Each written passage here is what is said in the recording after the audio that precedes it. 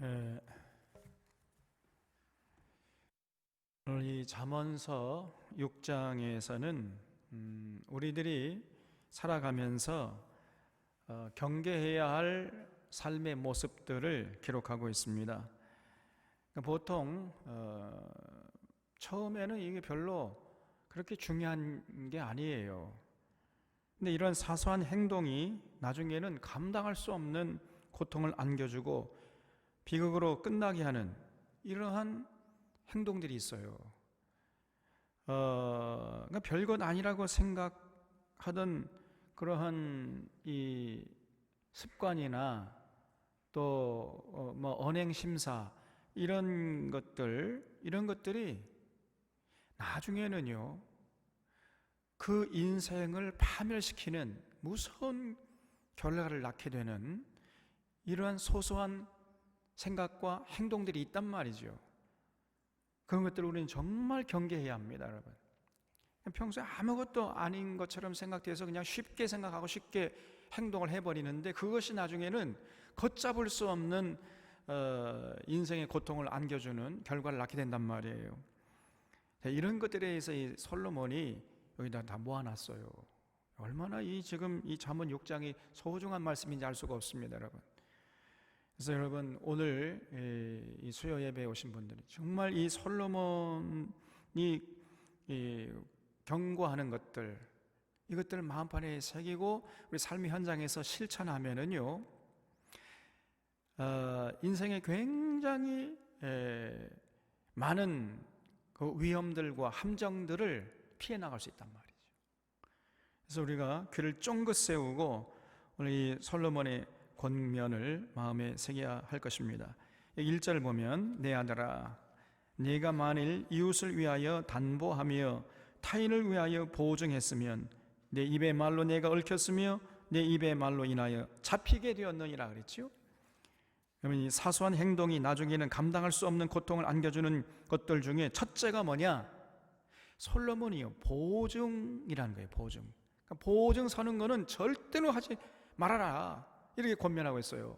자신의 아들들에게. 혹시 여러분 중에도 보증 섰다가 어려움을 당해본 사람이 있을지 모르겠습니다. 여러분 절대 보증을 서면 안 돼요. 보증 선다는 것은 자신의 목숨을 그 보증 선 그 사람에게 맡기는 꼴이에요. 그렇게 그건 위험한 일인 것입니다.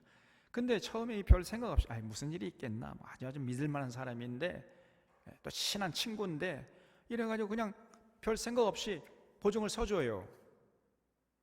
그러다가 나중에 땅을 치고 후회하는 사람들이 한두 명이 아닙니다, 여러분. 그래서 절대 보증 서면 안 된다. 보증 설려 갈 때에 그 엄목사가 보증 서면 안 된다 그랬지, 솔로몬의 보증 서면 안 된다, 그걸 항상 생각하세요. 그래서 우정이 깨지든지 말든지 하여간 보증을 서면 안 돼. 그리고 보증 안 서준다 해가지고 그 우정이 깨진다면 그런 우정은요 깨져 마땅합니다, 여러분. 하등에 아무런 쓸데없는 우정이에요, 그런 거는. 그래서 여러분 보증 서서도 안 되고 보증을 서달라고 이웃에게 요구해서도 안 돼요. 그건 아주 무리한 요구인 것입니다. 그냥 힘들면 자기 혼자 고통을 당해야지 이웃까지 끌어들여가지고 고통을 같이 당하게 하면 안 된다 그 말이에요. 그래서 1절 여러분 보증은 서주지도 말고 서달라고 해서도 안 돼요. 그래서 이 솔로몬이 잠언에 보증을 서지 말라는 말을 계속 반복해요. 여기 잠언서에 보면요 몇 번 나옵니다, 그런 얘기가. 그 솔로몬도 아마 자기가 생전에 그런 걸 경험했는지 첫 번째 경계해야 할 게 뭐냐? 보증 서지 말라는 거예요. 이게 지혜입니다, 여러분. 심지어 아들이 와서 보증을 서달라고 해도 서주지 말아요. 평소에 전화도 하지 않던 아들 녀석이 이제 어느 날 딱 전화해가 다정사, 아빠 나 드릴 말씀이 있어서 찾아뵐게요. 그럼 빨리 도망쳐요. 그냥 오지 말아라. 여러분, 절대 아들의 사업을 위해서도 보증 서면 안 돼요. 아들 혼자 망해야지 같이 망하면요, 이 돌이킬 수 없잖아요. 아버지라도 든든하게 서 있어야 망한 아들이 돌아올 때 그 아들을 받아줄 수 있지 않겠습니까? 그러니까 절대 보증을 쓰면, 누구에게도 보증을 쓰면 안 돼요. 심지어 아내의 사업을 위해서 보증 쓰면 안 되고요. 아무리 친한 친구가 와서 애걸복걸 하더라도 보증 서달라고 살 때 쓰면 안 되고, 그냥 있는 돈 그냥 줘버리고 말아요. 나는 이거밖에 못한다. 우정이 깨지면 어떡하나, 그런 걱정하지 말라 그랬지요. 보증 서주지 않는다고 깨질 우정이라면 그건 깨져야 되는 거예요. 아무짝에도 쓸데없는 우정이 그런 거예요. 여러분, 우리가 지난 교회 그 제주도로 가신 남병용 장로님 계시잖아요. 여러분 잘 아시잖아요. 회사에서 뭐 연대 보증 서달라고 해가지고 그 장로님 마음이 참 여려요. 그 사장이 뭐 이렇게 한다고 연대 보증 섰다가 그냥 그 회사가 부도나는 바람이에요. 벌써 몇십 년 지금 고생하고 있습니다. 재작년인가 이렇게 만났는데, 그때 간신히 이제 그 보증 섰던 그 빚을 자기가 다 갚느라고 그냥 허우적허우적거리다가 이제 겨우 좀 터널에서 빠져나오는 것 같다고 그렇게 실토하시더라고요. 평생 고생이 평생. 그 온 가족들, 아내와 자식들, 또 가정이 다 풍지박산나고, 그 한때 그 조그만한 그 인연에 연연하다가 그런 무서운 결과를 낳게 되는 것입니다. 그래서 정말 경계할 것이 뭐냐면 보증 서는 거예요. 정말로 해서는 안 되는 것입니다. 우리 문 집사님, 심 집사님 절대 보증 쓰지 말라고 그러세요. 심 집사님 마음이 약해가지고 걱정이 된다니까.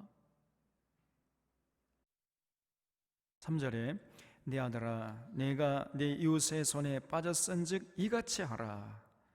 보증을 서면은요, 이웃의 손에 빠진 거예요. 그럼 어떻게 해야 되는가? 너는 곧 가서 겸손히 네 이웃에게 간구하여 스스로 구원하되 내 눈으로 잠들게 하지 말며 눈꺼풀을 감기게 하지 말고 노루가 사냥꾼의 손에서 벗어난 것 같이 새가 그물 치는 자의 손에서 벗어나는 것 같이 스스로 구원하라 그랬어요. 여러분, 보증 서는 것은 이웃의 손에 자신의 인생을 맡기는 것이라 그랬잖아요. 그래서 어떻게 해서든지 벗어날 때까지 지금 솔로몬이 권고하는 게 뭐냐? 먹지도 말고 자지도 말라는 거예요. 그 이웃의 손에, 그 보증에서 벗어날 때까지는 절대로 한시도 마음을 놔서는 안 된다는 것입니다. 그래서 마치 노루가 사냥꾼의 손에서 벗어나려는 것 같이, 새가 그물에서 벗어나려는 것 같이 그렇게 몸부림치고 발부둥쳐서 어떻게든지 간에 그 보증선 상태에서 벗어나게 하라는 거예요. 그때까지 쉬지 말라는 겁니다. 먹지도 말고 자지도 말고 그렇게 해야 돼요. 그래서 여러분, 우리 차론의 교우들에게 다시 한번 강조합니다. 절대 보증을 서지 말고 또 보증 서달라고 요구하면 안 돼요. 정말 우정을 나누고자 하는 친구일수록 이런 무리한 요구를 하면 안 됩니다. 만약에 누가 와서 나에게 보증 서달라 그러면요, 그 친구가 나를 지금 경멸한다 이렇게 생각을 해야 돼. 저게 나를 무엇으로 보고 어떻게 알고 보증을 서달라고 하냐, 이렇게 생각해야 됩니다. 그래서 별 생각 없이 그냥 괜찮겠지 쉽게 이렇게 생각해가지고 그냥 아무런 생각 없이 그냥 보증 섰다가 패가 망신하는 경우가 너무나 많아요. 또 요즘에는 그런 일이 하도 많으니까 나라에서 아예 그 보증 서는 기관을 만들어 놨지요. 그러니까 요즘에는요, 진짜 보증을 요구할 일도 없어요, 이제는요. 그래서 누가 와서 보증 서달라고 하면 그 이상한 거예요. 보증 서지도 말고 서달라고 요구하면 안 된다 하는 거 꼭 이것만 기억하고 실천해도 우리 인생이 훨씬 더 안전해지는 것입니다. 두 번째로, 사소한 행동이 나중에는 감당할 수 없는 고통을 안겨주는 것들이 있는데 그게 뭐냐? 그것이 바로 두 번째 솔로몬이 경계해야 하라고 하는 것이 뭐냐면 게으름이에요. 게으름. 6절에 게으른 자여 개미에게 가서 그가 하는 것을 보고 지혜를 얻으라 그랬죠. 그가 하는 것을 보고 지혜를 얻으라. 그걸 주셔보세요. 여기서 그가 누굽니까? 개미죠. 개미. 그것에게라고 하는데 그거라고 의인화시켰어요. 그러니까 여러분, 지혜가 뭐냐? 그 별것 아닌 이 개미 같은 미물이 하는 행동도 유심히 지켜보는 것, 이것이 지혜라는 거예요. 지혜가 다른 게 아니에요. 별것 아니에요. 지혜가요. 여러분, 제가 지난주에 말씀드렸잖아요. 지혜가 뭐냐? 들으려고 하는 마음이에요. 듣고자 하는 마음. 레브 쇼메아. 이것이 지혜라 그랬잖아요. 그 개미에게서도 배울 게 있는가 해가지고 그 개미의 행동을 열심히 살펴보는 거예요. 이것이 레브 쇼메아, 이것이 지혜입니다, 여러분. 그러니까 지혜로운 사람은요, 개미에게서도 배우는데 멍청한 사람은 하나님 앞에서도 못 배우는 거예요, 이게.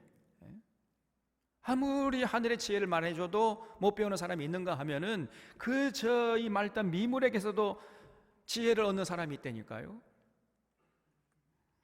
그 왜 그런 차이가 나느냐? 들으려고 하는 거예요. 들으려고.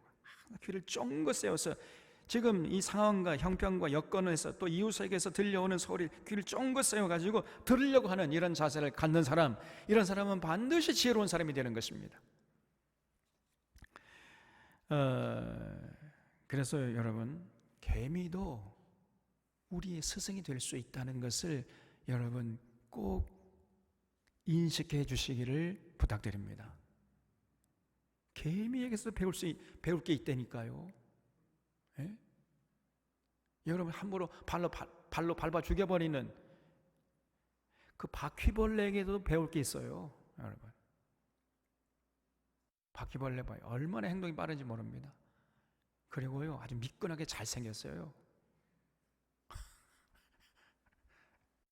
그래 불 키잖아요. 손살같이 그냥 순식간에 사라져버려요. 그런 민첩한 행동, 이런 걸 우리가 배울 수 있어야 돼요. 잘 관찰해 보세요. 그래서 이 지혜로운 사람은요, 모든 것으로부터 배우려고 그래.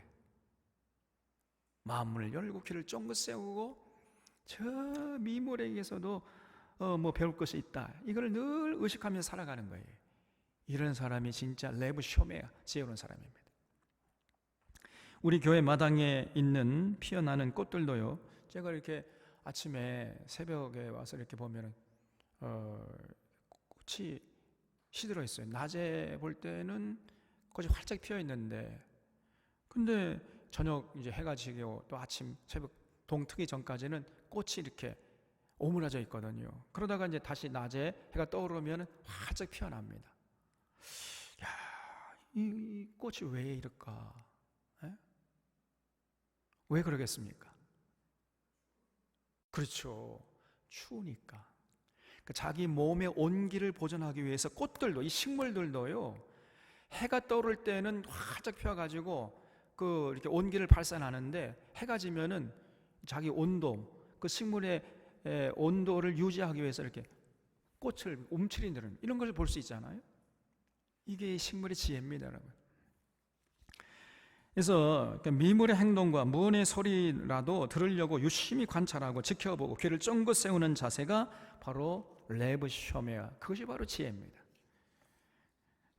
그런 사람은 정말 지혜로운 인생이 될 수 있다는 거죠. 자, 그러면은 개미에게서 배울 것이 있다는 거예요. 개미에게. 그게 뭐냐? 7절에 개미는 두령도 없고 감독자도 없고 통치자도 없으되 먹을 것을 여름 동안에 예비하며 추수 때에 양식을 모으느니라. 게으른 자여, 내가 어느 때까지 누워 있겠느냐? 내가 어느 때에 잠이 깨어 일어나겠느냐? 좀 더 자자, 좀 더 졸자, 손을 모으고 좀 더 누워 있자 하며 내 빈궁이 강도같이 오며 내 곰핍이 군사같이 이르리라 그랬죠. 그러니까 개미에게 배울 점은 뭐냐? 부지런함입니다. 부지런함. 개미는 부지런함의 상징이죠. 조금도 쉬지 않고 끊임없이 일을 합니다. 이 개미는 여름 동안에 열심히 일해가지고 겨울을 대비해요. 그리고 일할 때 보면요, 팀워크로 임해요. 혼자 일하지 않습니다. 절대로. 항상 이웃과 같이 협조하면서 이렇게 일을 하기 때문에 자기보다 몸무게가 10배, 100배 나가는 이런 물체를 끌고 가잖아요.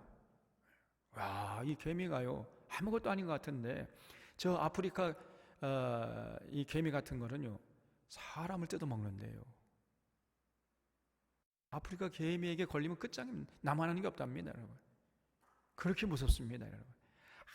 이 개미 한 마리 한 마리는 아무런 힘이 없지만은 이게 뭉치게 되면요 무서운 힘을 발휘하는 거예요. 이게.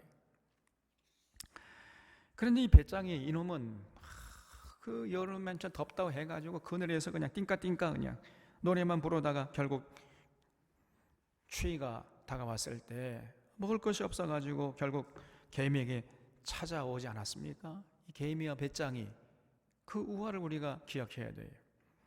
그래서 여러분 인생은요 기본적으로 부지런해야 돼. 제가 지금도 잊혀지지 않는 부분이 있는데 그 현대그룹을 창업한 이 정주영 회장 그분은요 참나 자기는 하루가 밝아오는 게 너무너무 기대가 된다는 기대가. 그래가지고 새벽 4시에 일어난대요. 새벽 4시에 일어나가지고 완전히 정장을 하고 어서 해가 밝아와라, 어서 해야 밝아와라 이렇게 기다리고 있다가 해가 동이 터자마자 그냥 제일 먼저 회사에 출근한답니다. 사장이, 회장이. 그러니까 여러분 그 전날에도 회장이니까 얼마나 처리할 일이 많았겠습니까? 얼마나 피곤했겠어요. 근데 새벽 4시만 되면 일어나가지고 깨끗하게 몸을 씻고 이제 정장을 한 상태로 앉아 있다가 해가 밝아오기를 기다렸다가 해가 뜨자마자 그냥 제일 먼저 출근한다는 거예요. 그런 간증을 하는 걸 제가 들었어요. 야, 이 정종회장 진짜 부지런한 사람들. 여러분, 이 게으른다는 건 하나님 앞에 큰 죄임을 잊지 말아야 돼. 저도요 이런 게 좀 찔리는 게 있어요. 제가 이게 별로 부지런하지 못. 네, 게으름이 하나님의 큰 죄다. 여러분 이것을 잊지 말아야 돼. 제가 본 영화 중에서 손꼽을 수 있는 명화 중에 명화가 있는데 그게 뭐냐면 빠삐용이라는 영화였습니다. 제가 몇 번 말씀드렸죠. 그 빠삐용이라는 영화는 반드시 보셔야 돼. 세상에 두 종류의 사람이 있을 뿐이라. 그랬죠? 빠삐용이라는 영화를 본 사람과 보지 않은 사람, 두 종류의 사람밖에 없어요. 반드시 그 영화는 보셔야 돼. 거기 보면요, 빠삐용이 억울하게 이제 살인죄를 지고 감옥에 갇혀서 죽을 고생을 합니다. 그건 자기는 살인을 하지 않았는데 살인죄라는 누명을 쓰고 이제 감옥에 갇힌 거예요. 그러니까 그 늘 마음속에 나는 억울하다 그런 생각을 간직하고 있었어요. 그러다가 이제 어느 날 꿈을 꿨는데 그 꿈속에서 하나님의 심판대 앞에 가서 서가지고 재판받는 이런 꿈을 꿔요, 빠삐용이. 근데 그 꿈 속에서 빠삐용이 이제 자기를 이제 변호하는 거죠. 하나님, 저는 억울합니다. 저는 진짜 살인하지 않았는데 이 살인죄라는 누명을 쓰고 이 감옥에 갇혀서 죽을 고생합니다. 저는 무죄입니다. 이렇게 자기를 변호하면서 항변을 해요. 그때 하나님의 음성이 들려오는데 빠삐용, 너는 유죄야. 너는 not guilty가 아니라 너는 guilty야. 이런 음성이 들려요. 그러면서 이어서 들리는 음성이 뭐냐면 너는 내가 준 시간을 낭비했잖아. 너는 내가 준 시간을 허비했잖아. 그러므로 너는 유죄야. 이런 음성이 들려요. 그러면서 잠에서 퍼뜩 깹니다. 그때 비로소 이제 빠삐용이 자신의 억울함의 그 마음을 풀어요. 아, 내가 진짜 죄인이구나. 내가 죄를 지어서 이런 고통을 당하는구나. 그걸 인정을 합니다. 여러분, 하나님이 주신 시간을 낭비하고 게으는 것, 이것이 하나님 앞에 큰 죄예요. 이걸 잊지 마셔야 돼요. 많은 사람들이요 시간을 물 쓰듯 합니다. 이렇게 시간을 자꾸 낭비를 해요. 그러다 보니까 결국은 하나님이 주신 사명 감당치 못하다가 인생을 마감하는 이런 사람들이 너무나 많아요. 여러분, 부지런한 인생과 게으른 인생은 하늘과 땅만큼 차이가 나는 거예요. 게으른 인생은 결국은 빈궁이 강도같이 오고 곤핍이 군사같이 이른다고 그랬지요. 결국은 뭐 그런 인생은 이 땅에서 제대로 사람 노릇 한번 제대로 하지 못하다가 그냥 인생을 마감한다는 거예요. 여러분, 절대로 우리 게으른 죄를 범하면 안 돼. 기본적으로 부지런해야 돼. 근데 여러분, 부지런해야 하는 것 다 인정하죠. 다 공감하는데, 그러면 무엇이 부지런함인가? 조금 더 한 걸음 더 우리가 들어가 봐야 돼. 부지런함의 본질이 뭡니까, 여러분? 무조건 부지런하다고 좋은 게 아니에요. 동서남북 정신없이 그냥 이리 갔다 저리 갔다, 그게 부지런함입니까? 아닙니다, 여러분. 부지런함의 본질은 시간을 잘 활용하는 거예요. 이게 진짜 부지런함입니다. 어떤 사람은 부지런하긴 한데 별로 인생에 남는 것이 없어요. 또 어떤 사람은 별로 부지런하지 않은 것 같은데 인생에 큰 획을 짓는 굉장한 업적을 남기는 사람도 있습니다, 여러분. 왜 이런 차이가 나는 거예요? 시간 관리를 어떤 사람은 잘 하지 못하고 어떤 사람은 잘 하기 때문이에요. 시간 활용을 잘 해야 하는 것입니다. 그래서 우리가 하나님 주신 이 24시간의 시간을 어디에 쏟아붓는가, 여기에 그 인생의 차이가 나는 거예요. 하나님께서는요, 모든 사람에게 24시간이라는 시간을 공평하게 나눠주셨지요. 이런 면에서 하나님은 공평하신 하나님이에요. 하나님은 어떤 사람은 25시간 주시고 어떤 사람은 24시간 주시고 그렇습니까? 아니잖아요. 모두에게, 배운 자나 못 배운 자나 부자나 가난한 자나 종이나 자유자나 남자나 여자나 어른이나 아이나 똑같이 24시간이라는 하루를 주셨습니다. 공평하세요, 여러분. 그래서 이 하나님이 주신 이 24시간 이 재산을 과연 우리가 어디에 투자하고 어떻게 활용하느냐에 따라서 그 인생이 결정되는 거예요. 그래서 여러분, 이 재테크란 말이 있는데 요즘에 시테크란 말이 있잖아요. 시테크. 그 시간을 어디에다가 투자하느냐, 이 시테크예요. 그래서 여러분, 시간을 잘 활용하는 것, 이것이 부지런함의 핵심임을, 본질임을 잊지 마셔야 됩니다. 그냥 무턱대고 부지런하다고 이거 부지런하는 게 아니에요. 성공하는 사람의 7가지 습관이라는 책이 있어요. 스티븐 콥이라는 사람이 쓴 책인데 이 책도 반드시 읽어야 할 필독서입니다. 특별히 청년들은요, 반드시 읽어야 돼. 우리 문집사 읽었죠? 네. 제가 청년들에겐 다 강조하는, 이거 반드시 읽어라. 세상에 두 종류의 사람이 있을 뿐이다. 이 성공하는 사람들의 7가지 습관이라는 책을 읽은 사람과 읽지 않은 사람, 두 종류의 사람이 있을 뿐이에요, 진짜로. 그럴 정도로요, 그 책이 중요합니다. 반드시 읽으셔야 돼요. 그 책을 읽고 나면요, 읽기 전에 사람이 아닙니다, 이제 더 이상. 그래도 안 읽으실래요? 여러분, 시간 활용을 어디다 잘 활용하라 그랬잖아요. 책 읽는 데 먼저 투자하셔야 돼. 그래서 이 성공하는 사람의 7가지 습관이라는 책을 쓴 이 코비 박사가요, 전 세계에서 성공한 사람이라고 존경받는 사람들을 찾아다니면서 대면 인터뷰를 했어요.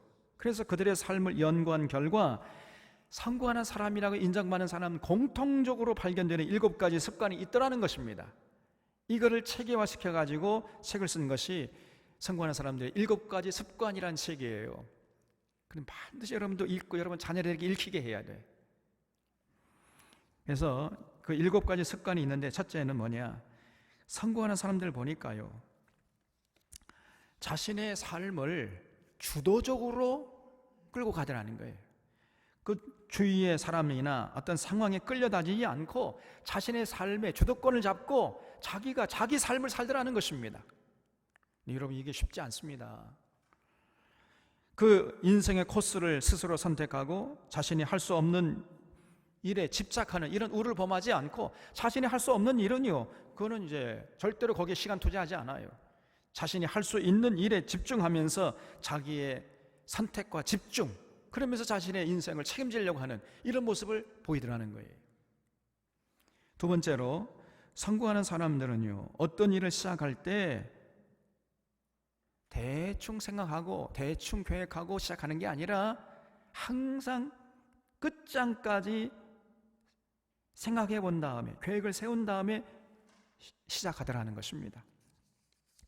그래서 그 자신의 삶의 전반적인, 내가 어디 가서 어떻게 공부하고 또 무슨 일을 위해서 열심히 공부하고, 그 다음에 몇 세 때에 무슨 일을 하다가 몇 세 때에 언제 은퇴하고 몇 세에 이제 인생을 마감한다, 이런 인생의 전반적인 이 그 과정과 목표와 목적까지 이렇게 다 생각해 본 다음에, 그런 다음에 이제 그런 삶을 살기 위해서 중요한 것을 나열하고 중요한 것 그 순서를 정해서 시작하더라는 거예요. 그냥 대충 생각하고 감정에 의해서 충동적으로 일을 시작하는 이런 것이 아니고, 주도 면밀하게 자신의 인생 전반에 대해서 마스터의 플랜까지 다 세운 다음에 시작하더라는 것입니다.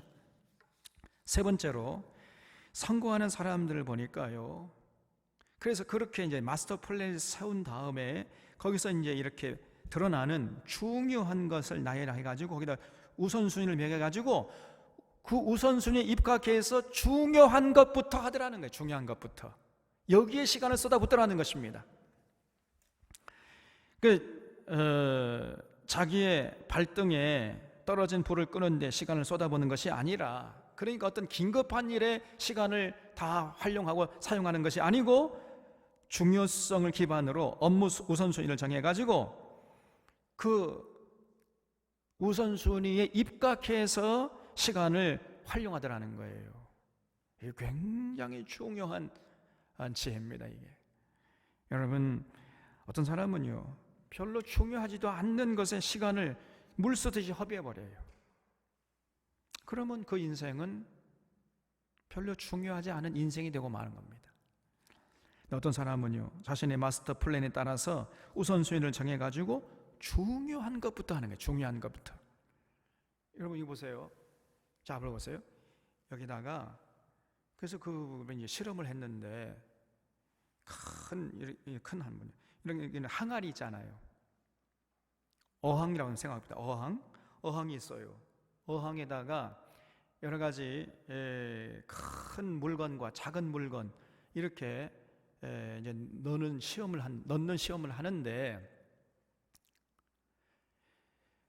분명히 그 어항에서 들어있는 그 큰 물건, 작은 물건 다 이렇게 다시 빼내가지고 다시 집어넣어도 어떤 사람은 그 물건들을, 그 어항에서 빼낸 물건들은 다 집어넣는데 어떤 사람은 다 집어넣지 못하는 거예요. 왜 그런 현상이 벌어지겠습니까? 예? 그 빼낸 대로 다시 다 집어넣을 수 있는 그 지혜가 뭐예요? 그렇죠. 큰 것부터 집어넣는 거예요. 큰 것부터. 이것이 지혜입니다. 그러면 작은 것은 이제 다 집어넣을 수 있어요. 이렇게 빈틈을 타서. 근데 작은 것부터 다 넣잖아요. 그러면 큰 것이 안 들어가. 그러면은 그 어항에서 빼낸 것들을 다 다시 집어넣을 수가 없습니다. 그래서 반드시 큰 것부터 차례대로 넣어야 돼. 이게 지혜예요, 여러분. 우리 인생도 마찬가지입니다. 그래서 어떤 사람은 별로 중요하지 않은 것에 그렇게 주목하고 거기에서 시간을 물써서 써버려요. 그러면 그 사람은 소소한 인생이 되고 맙니다. 근데 어떤 사람은 자신의 마스터 플랜에 따라서 우선순위를 정해가지고 큰 것부터, 중요한 것부터 하는 거예요. 중요한 것부터. 그러니까 이 사람은요 늘 여유가 만만해. 늘 유유자적하는 것 같은데 나중에 보면 큰 일을 해버려요. 중요한 것부터 하니까요 늘 급한 것이 없어. 이 사람은요 중요한 것부터 해왔으니까. 근데 어떤 사람은 중요한 것부터 하는 것이 아니라 긴급한 것부터 하는 거예요. 발등에 떨어진 불부터 끄려고 애를, 항상 그렇게 살다 보니까 평생 발등에 떨어진 불을 끄다가 인생을 망치는 거예요. 인생 끝나버리는 것입니다. 제가 아는 어떤 후배가 있는데 이 친구는요 20대 때에 자신의 인생의 마스터 플랜을 짰습니다. 내가 20대가 지나기 전에는 무엇을 하고, 30대에는 무엇을 하고, 40대 때에는 무엇을 하고, 50대가 되면 무엇을 하고, 60대가 되면은 무엇을 할 것인지 마스터 플랜을 짜가지고 이제 자신의 인생의 피크가 언제냐? 50대라는 거예요. 50대. 50대가 되어서 내가 정말 세상에 빛을 발하는 이런 삶을 살아야 되겠다, 이렇게 생각하고 그때에 필요한 것이 무엇인가 이걸 생각해가지고 20대부터 준비를 해. 20대부터. 그래서 이 친구가 생각할 때 자기는 이제 신학교 교수가 돼야 되겠다, 이렇게 생각을 한 거예요. 그래서 그때 필요한 게 뭐냐? 이건 언어다, 언어. 여러분 신학하려면 언어 제일 중요합니다. 영어, 히브리어, 헬라어, 라틴어, 독일어, 이건 필수야. 신학하려면요. 그 원서를 이걸 내려면은 영어, 그다음에 독일어, 그리고 히브리어, 헬라어, 라틴어, 이걸 해야 돼요. 얼마나 이게 어려운지 모릅니다, 그게. 그리고 독서하고 많은 양의 독서가 필요해요, 신학하려면. 그리고 또 그러려면 또 건강이 필요하다. 그래서 언어 공부, 그 다음에 독서 공부, 그리고 건강을 유지하기 위해서 운동을 해야 된다, 이걸 생각하고 여기에 시간을 많이 투자했어요, 젊었을 때부터. 그래서 영어, 히브리어, 헬라, 라틴어, 독일어, 그 전문적인 수준에까지 이르도록 이렇게 이제 쏟아부어가지고 이제 드디어 50대가 됐어요. 그래서 교수 공채를 하는데 그때 사람들은 그때 교수 조건에 맞는 그런 조건을 맞추려고 그때 이제 발등에 불이 떨어진 거예요. 그때 준비하려고 하니까 될 게 뭐가 있습니까? 근데 이 친구는 벌써 20대부터 준비를 했기 때문에 하나도 급할 게 없어요. 벌써 다 준비해 놨는 걸. 그러니까요, 이 친구는 유유자적하는 것 같은데 남들보다 훨씬 경쟁력이 있는 삶을 사는 거예요, 이게. 여러분, 평소에 중요한 것부터 우선순위를 정해가지고 거기에 시간을 투자하는 것입니다. 이것처럼 중요한, 성공한 사람들은 전부 그렇게 살더라는 거예요. 그래서 이렇게 우선순위를 정해가지고 중요한 것부터 하는 것이 부지런함의 본질이에요, 여러분. 그냥 대충 그냥 아무렇게나 부지런하다고 부지런한 게 아니에요. 미리미리부터 중요한 것부터 살펴가지고 그것부터 해놓는 것입니다. 그렇다면요, 여러분, 우리에게 중요한 게 뭐겠어요? 영적 건강과 정신적 건강과 육체적 건강 아니겠습니까? 그래서 하나님과의 관계를 원만히 하는 것이 최고의 우선순위예요. 이게 최고의 중요하니까. 그리고 이 세상 역사가 어떻게 돌아가는지 살피는 것, 그리고 역사 공부를 해야 할 거 아니에요? 그것이 그 다음에 중요한 것이고, 그리고 우리의 육체적 건강을 잘 보존하고 유지하는 것, 이게 중요합니다. 그래서 하나님과의 관계를 원만하게 하고 이 역사의 그 흐름을 잘 이렇게 분별할 수 있는 분별력과 통찰력 얻으려고 공부를 해야 되고, 그리고 육체적인 건강을 유지하려고 애를 써야 돼요. 거기에 시간을 쏟아붓는 것입니다. 예배드리고 기도하고 찬양하고 성경책을 비롯해서 양서들 구해서 독서하고 자신의 건강 관리를 위해서 운동을 하는데 쏟아붓는 것입니다. 여기에 여러분 먼저 시간을 쏟아붓고 나머지 남은 시간 이제 다른 거 하는 거예요. 이런 사람이 진실로 부지런한 사람입니다. 근데 어떤 사람은요, 부지런하긴 해요. 새벽부터 아침부터 일찍 일어나. 그런데 그 시간을 어디다가 다 초제하느냐? 직장에 출근하고 맛있는 거 먹으러 다니고 친구들과 만나 잡담하고 이런 데 다 시간을 쏟아부어버려요. 그러니까 날마다 허둥대는 인생을 사는 것입니다. 여러분, 언제나 성경 보고 기도하고 운동하고 그리고 역사의 참과 거짓을 분별하기 위해서 그런 양서들 구해가지고 책을 읽고 그리고 운동하고, 여기에 여러분 이것이 가장 중요하기 때문에 여기 시간을 쏟아부어야 돼요. 근데 대부분의 사람들이 그냥 자신의 이 목구멍이 포도청이라고 그냥 출근하고 회식하고 잡담하고 여기 시간을 쏟아붓다 보니까 우선순위가 그 중요한 것이 자꾸 밀리는 거예요, 뒤로. 그러다 보니까 오늘 갑자기 영적으로 정신적으로 탈진해 오고 육체적으로 문제가 생기다가 결국은 그런 긴급한 문제들 해결하려고 헤매다가 결국은 인생을 끝내버리는 겁니다. 이런 우를 우리는 반복하지 말아야 돼. 그래서 여러분, 부지런함의 본질은 우선순위를 정해서 중요한 것부터 하는 것임을 잊지 마셔야 돼. 이거 하나만 꼭 기억하시기 바랍니다. 우리 사랑하는 샤론의 교우들이. 그래서 여러분 집에 돌아가시면 책상에 조용히 앉아가지고 여러분들이 이제 오늘 하루 동안 아니면 일주일 동안 또 한 달 동안이나 더 나아가서 일생에서 내가 해야 할 일이 무엇인가, 이걸 한번 생각하면서 그 일들을 전부 한번 이렇게 A4 용지에 써보세요.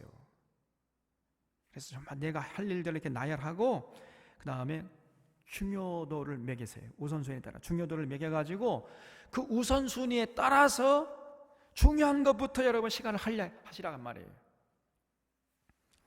이런 사람이 진짜 부지런한 사람이에요.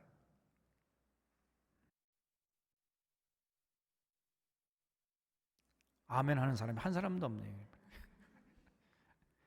다 속으로 아멘 하셨죠? 네.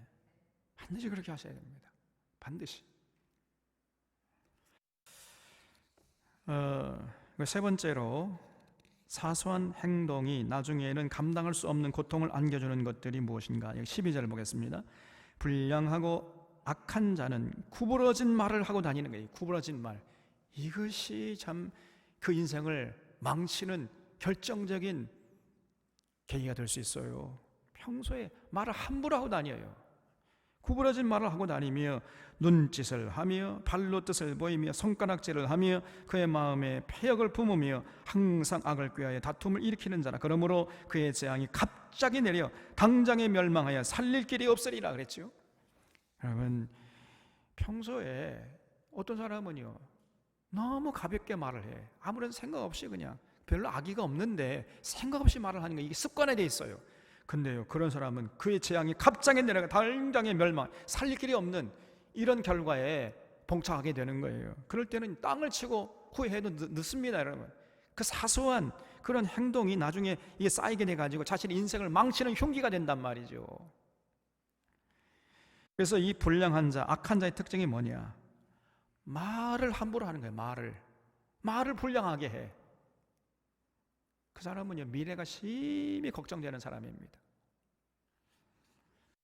그러니까 이 말이라는 건요 반드시 이성의 통제를 받아야 되거든요. 그래서 10번 생각하고 한 번 말하라 그랬잖아요. 이성에 의해서 통제되면서 말을 해야 되는데 그것이 아니라 그냥 감정에 휘둘려서 그냥 자기가 하고 싶다고 해서 그냥 해버려. 그냥 깊이 생각하지도 않고 하나만 알고 둘은 모르는 채 자기 생각에 옳다고 생각 그냥 말을 해버려요. 함부로 말을 뱉어버리는 것입니다. 이렇게 말을 불량하게 하면요 결국 그 인생이 불량한 인생, 악한 인생이 될 수밖에 없다는 것을 솔로몬이 경고하고 있어요. 여러분, 이 솔로몬의 경고를 정말 우리가 뼛속에 새겨야 됩니다. 어떤 중고등부 때 저도 뭐 그런 친구도 저는 별로 그러지 않았는데 그런 친구들 많이 봤어요. 그냥 껌을 쫙 치면 뭐 이러면서 그냥 발을 떨면서 뭐 이러면서 이 불량 끼는 행동을 그래야 또 멋져 보이는. 청소년 때는 좀 그래죠. 그 이해가 돼요. 그런데 청소년기를 지나가지고 30대 40대가 됐음에도 불구하고 그렇게 불량하게 말을 하고 행동해버리면요 그 인생은 이제 끝나는 거죠. 그런 것은 청소년 때 잠깐 뭐 그렇게 할 수 있는 건 충분히 이해가 됩니다. 근데 그것이 뭐 습관이 돼가지고 말을 자꾸 불량하게 해버려요. 군대 가면요 그냥 그런 잘못된 습관을 배우기 딱 좋은 거예요. 군대 가서 여러분 이 군대 저도 군대 가봤습니다. 정말 배울 게 없어요. 그냥 뭐 상병되고 병장 되면은 그 이제 2대 2제 막 2병 1병 들어오면은 그냥 가지고 막 놀림방 돌리고 그래서 말을 함부로 하고 하대하고 조롱하고 또 그러면서 이제 쾌감 얻는 거예요. 이것들이 침을 찍찍 뱉어버리고 껌을 쫙 씹으면서 사회 나오면은 전혀 주목하지도 않고 또 대접받지도 못한 것을 그 군에 와서 분풀이 하는 거예요. 그런 친구들이 많습니다. 그래서 그런 것들을 참 멋있게, 그런 것들이 이제 몸에 배가지고 이게 이제 사회에 나오면요, 그 인생은 이제 스스로 자기를 망치는 인생이 되어버려요. 그건 정말 조심해야 됩니다.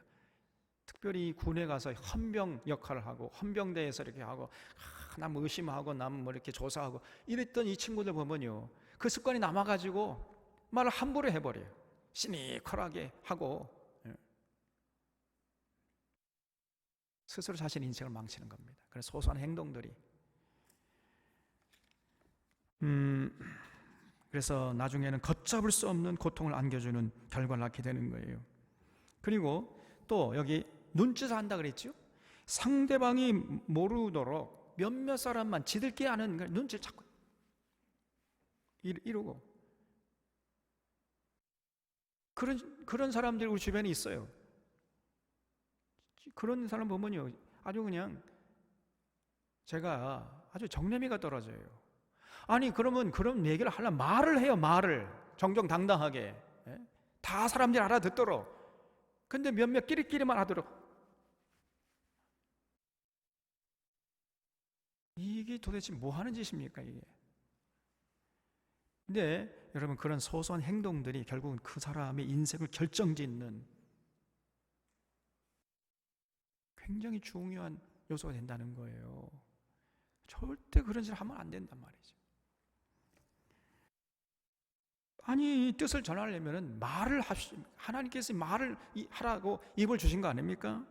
다 알아들어도 말하는, 자꾸 눈짓을 해, 눈짓을. 발짓을 하고. 그리고 손가락질을 하는 겁니다. 뒤에서 또. 그런 인생은 불량한 인생이 될 수밖에 없어요. 별로 아무것도 아닌 것 같지만은 그런 것들이 뭐하지만요, 그 인생이 정말 하나님이 질색팔색한 인생이 되고 맙니다. 그리고 마음에 폐역을 품는다 그랬죠. 항상 악을 꾀하고, 그래서 악을 꾀하는 데는 머리가 잘 돌아가요. 아주 비상합니다. 악을 계획하고 추진하는 데는 그냥 천재적인 그런 재능을 발휘하는데 선을 행하는 데는 미련해. 이런 사람이 있어요. 그러면 그런 인생은요, 자연스럽게 불량한 인생, 악한 인생이 되고 마는 것입니다. 이렇게 평소에 아무 생각 없이 하는 소소한 행동들이 결국은 그의 인생을 파멸로 이끄는 무서운 흉기가 된다는 거예요. 이걸 경계하라. 지금 솔로몬이 그렇게 지금 말씀하고 있습니다. 그래서 그런 결과를 낳게 땅을 치고 후회할 때 이미 늦는 것입니다. 정말 조심해야 됩니다. 항상 자신의 삶을 돌아보고 경계해야 돼요. 혹시 내게는 그런 모습이 없는가? 이 솔로몬이 지적하는 이런 것들을 여러분 마음판에 새기고 절대로 그런 모습들이 없도록 우리가 늘 자신을 돌아봐야 돼. 또 네 번째로 사소한 행동이 나중에는 감당할 수 없는 고통을 안겨주는 것들이 있는데, 그게 뭐냐? 16절 보겠습니다. 여호와께서 미워하시는 것 곧 그의 마음에 싫어하시는 것이 예 7가지니 곧 교만한 눈과 거짓된 혀와 무죄한 자의 피를 흘리는 손과 악한 계교를 꾀하는 마음과 빨리 악으로 달려가는 발과 거짓을 말하는 망령된 증인과 및 형제 사이를 이간하는 자니라 그랬어요.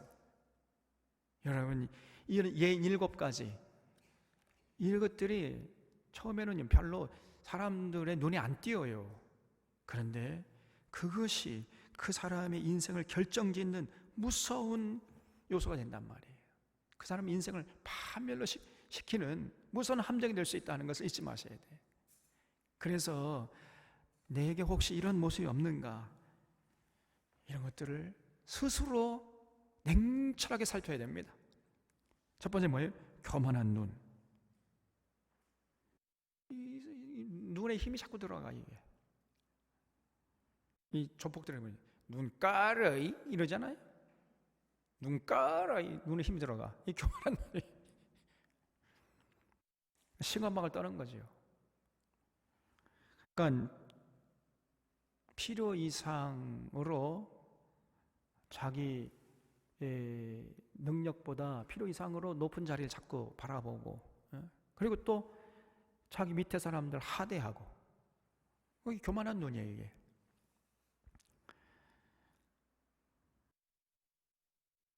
여러분, 그 눈이 좀 부드러워야 됩니다. 자기 밑에 사람은 긍휼히 여기려고 하고 자기 윗사람에 대해서는 존경스러운 눈을 가지려고 하고, 이렇게 이게 겸손한 눈인데 이 교만한 눈을 가진 사람들, 눈이 경직되어 있어요. 눈이 경직되면요, 표정이 또 경직됩니다. 누구를 봐도 자기 윗사람을 봐도 뭐 존경스러운 마음도 없고, 밑에 사람을 보면 하대하고 막 항상 얼굴이 굳어 있어요, 이 사람이. 이게 굉장히 중요한 거예요. 교만한 눈, 이게 무섭습니다. 두 번째로 거짓된 혀라 그랬어요. 거짓된 혀. 자꾸 입을 열어가지고 거짓말을 해요. 거짓말을. 사실이 아닌 말을 자꾸만 풍문으로 듣고 풍설을 터뜨려 또. 그래서 거짓 증인 노릇을 하는 것입니다. 그러니까 아무 생각 없이 그냥 가볍게 입을 놀리는 거예요, 이게. 아까 말씀드린 대로. 여러분, 확인되지 않은 정보는요, 절대로 그 이웃에게 전하면 안 됩니다. 지금 우리 한국교회가요, 거짓 뉴스의 본거지로 지목받고 있습니다. 대부분 가짜 뉴스, 거짓 뉴스가 한국 교회 안에서 유통되고 있는 거예요, 지금. 카톡을 통해서. 그래서 어떤 사람이 카톡을 보내오면 그 딱 보고 좋다 그러면 그냥 무조건 또 옆 사람에게 또 전해주는 거예요. 또 확인도 하지 않고. 여러분, 그런 것을 받으면은 분명히 이게 출처가 어디냐, 누가 썼으며 그 내용이 확실하냐, 이게 사실이냐 아니냐 확인한 다음에 조심스럽게 이웃에게 전해야 됩니다. 조금 자기가 이건 좋은 정보고 유익한 정보다 생각하니까 함부로 이웃에게 하면 안 돼요. 지금 이 한국 교회가요, 너무나 가벼워요. 이 목사들도 그래요. 목사들도 보면 목사들이 뭐 하면회에 들어가면 하면 이제 목사회에 들어갔더니 거기 보내오는 이 정보들을 보니까 거의 이 극우 태극기 부대 같은 그런 뉴스들, 그런 가짜 뉴스를 이렇게 실어 날려 퍼날려 정신없이 거기 열심을 내고 퍼나르는 목사들이 많더라고. 그래서 하면회 수준도 이거 정말 기가 찹니다. 근데 거기에 또 다 동조를 하고 다 받아주고. 그래서 자꾸만 혀를 자꾸 놀려요.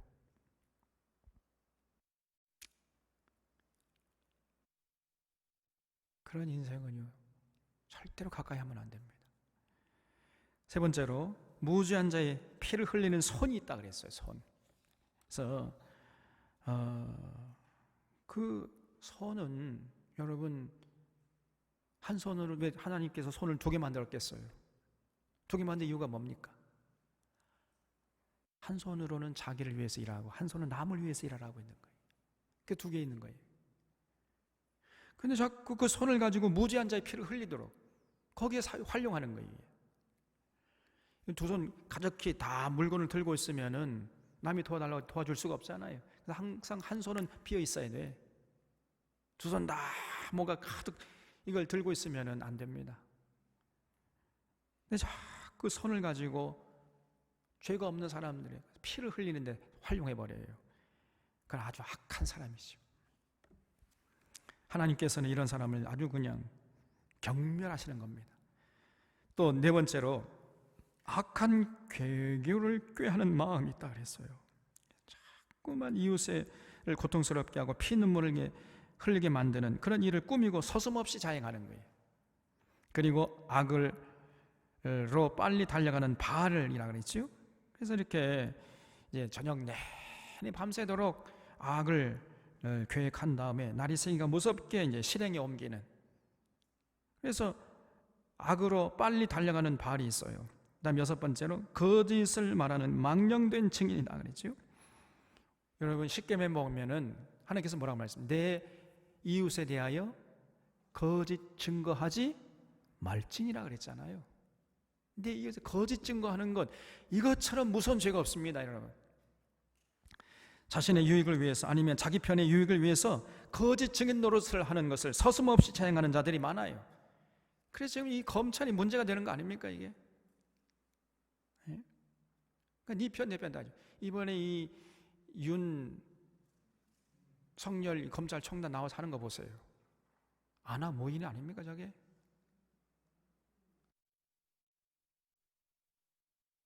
그러니까 이제 야당에서는 그냥 뭐 한약 일색이고, 야당이 이제 대통령 후보감이래요. 저 사람이 기가 막힙니다.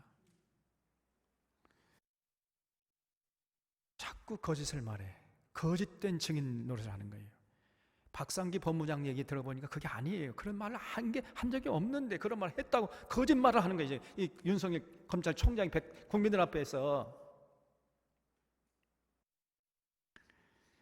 그런 거짓 증인 노릇을 서슴없이 자행하는 겁니다, 여러분. 그리고 7번째로 형제 사이를 이간하는 자. 자꾸만 그냥 결국은 말을 함부로 하고, 여기 가서 저 말하고 여기서 이 말하고 해가지고 서로 불신하게 만들고, 서로 갈등하게 만들고, 서로 싸우게 만들고, 죽이게 만들고, 편을 가르게 만들고, 형제 사이를 이간질하는 자가 있어요. 여러분, 이 교회에도 보면요, 이런저런 사람들이 많은데 꼭 보면은요, 남의 말을 하고 다녀. 남의 말을. 자기 일이나 똑바로 하면 좋겠는데 자기 일은 별로 똑바로 하지 못하면서 남에게 관심이 많아요. 예? 자꾸 쏙닥거리면서 내가 교회를 위해서 하는 말인데 우리 목사님이 그러면 안 돼. 꼭 교회를 위해서 한다고 그러죠. 교회를 위해서 그런데 내가 정말 교회를 사랑해서 하는 말인데 우리 장로님 그러면 안 돼. 그런다.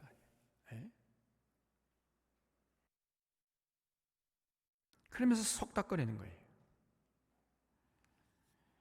여러분, 그렇게 남을 흉보는 걸 들을 때 여러분 또 대부분 보면 그래?